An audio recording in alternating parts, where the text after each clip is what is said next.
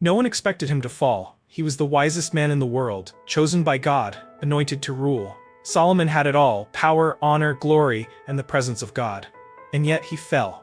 It wasn't because of war, it wasn't because of money, it was something quieter, more subtle, more personal: lust. And if even Solomon with all his wisdom couldn't escape that battle, what makes us think we're immune? The truth is, those chosen by God often face the most dangerous battles in secret. Not because they're weak, but because they're targeted. The enemy knows, if he can touch that area, he can disrupt the entire destiny. In this video, you'll understand why lust is one of the greatest spiritual weapons used against the chosen, and why so many fall in silence. Yes, even those called to great things. Even you. And it all started with Solomon. Spiritual sensitivity intensifies the attack. The more spiritually sensitive you are, the more you feel. And that applies not only to the presence of God, but also to the traps of the enemy. People chosen by God carry a calling that goes beyond the ordinary. They discern, perceive, and feel what others don't. But that same sensitivity also makes them sharper targets in the spiritual realm. Solomon was that kind of person. God gave him a wise and discerning heart, able to tell right from wrong. But even with that level of understanding, he was seduced by something that touched not just his flesh, but his soul. Foreign women with foreign gods, different cultures, and a different spirit. Slowly, his sensitivity began to shift toward the very things that pulled him away from God. That's why the chosen, the closer they get to their purpose, the heavier the temptation feels. Lust doesn't come like an obvious enemy. It comes disguised, enticing, subtle. It shows up as a desire that seems harmless until it's too late. The enemy knows that the more you perceive, the easier it is to distract you. So if you're spiritually sensitive, understand this. It's a blessing, but it also requires double the vigilance. Isolation creates vulnerability. Many times the chosen are set apart by God. They are called to something great, walking on spiritual levels few can understand, and that inevitably creates distance. But that isolation, which at first may feel sacred, can become a dangerous trap. Solomon, surrounded by wealth, power, and admiration, stood at the center of the world, and yet he was deeply alone. There was no one to confront him, no one to counsel him. Over time, he stopped listening to prophets and started listening to the desires of his own heart. Surrounded by women, political alliances, and pleasures, he isolated himself from the only voice that truly mattered: God's. Isolation without vigilance weakens the soul.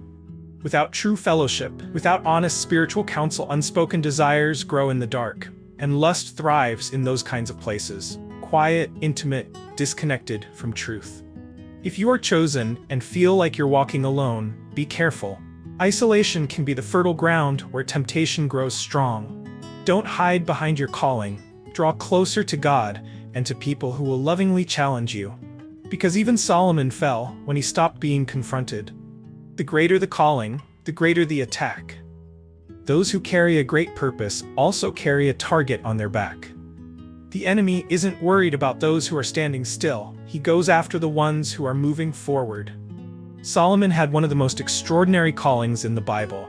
He was raised up by God to rule with wisdom and justice, to build the temple, to lead a nation. But the higher he climbed, the more subtle the attack became. Lust didn't arrive like a war. It came disguised as desire wrapped in alliance. And his heart was not fully devoted to the Lord his God. 1 Kings 11:4, the attack didn't go after his strength. It went after his attention. And by turning his heart, the enemy compromised his legacy. If you've been feeling more attacked lately, it might be because your calling is getting closer to being fulfilled. But remember, the greater the purpose, the greater the need for vigilance. The enemy doesn't need to destroy you, he just needs to distract you. And that's how many of the chosen fall, not from a lack of anointing, but from a lack of focus. Unhealed emotional wounds. Not every fall begins with sin, many begin with pain. Emotional wounds like rejection, abandonment, loneliness, or deep need can become spiritual entry points when left untreated. Solomon, despite his throne and wisdom, carried deep scars. The son of a relationship marked by adultery and tragedy, he grew up surrounded by politics, expectations, and constant comparison. It's possible he sought emotional comfort in his hundreds of wives, a way to soothe the emptiness that power could never fill. Lust often shows up as a false cure. a counterfeit solution to something only God can truly restore. It's emotional deception disguised as pleasure, but at its core, it hides an untreated wound. Many of the chosen don't fall because they're evil, but because they're carrying pain they've never revealed.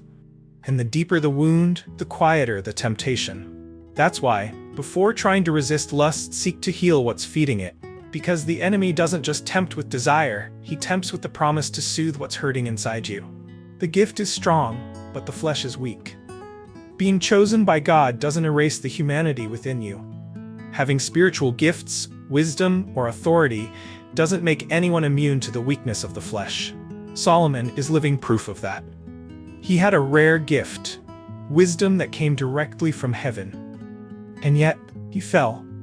Not because he didn't know what was right, but because he didn't stay watchful enough to live out what he knew. The Bible makes it clear, the spirit is willing, but the flesh is weak. The danger for those who are chosen is believing that the gift guarantees stability, that the anointing is enough. But without discipline, prayer, fasting, and vigilance, even the strongest will fall. Solomon knew how to judge with justice, lead with wisdom, and discern with depth, but he couldn't control his own desires. It's not enough to be used by God. You have to stay aligned with Him every single day. Because the gift may take you to the top, but only self-control will keep you standing. Solomon fell, not for lack of wisdom, but for lack of vigilance. And if even he stumbled, then today's chosen ones must be just as alert. Lust is subtle, silent, and spiritual, but it can be defeated with reverence, discipline, and inner healing. If you're fighting in secret, remember, God sees, God understands, and God sets free. But you have to choose to fight before it's too late.